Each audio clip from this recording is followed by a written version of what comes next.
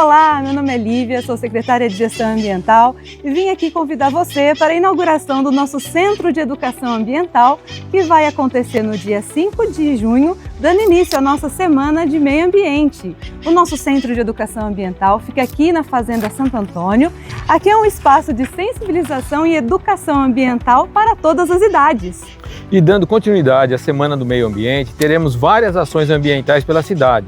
Teremos a revitalização do parque da cidade, onde estaremos plantando várias mudas para incentivar o povo a participar ainda mais. E no dia 14, das 9 às 18 horas, teremos a nossa Feira de Sustentabilidade na Subestação de Energia para fechar a nossa Semana do Meio Ambiente.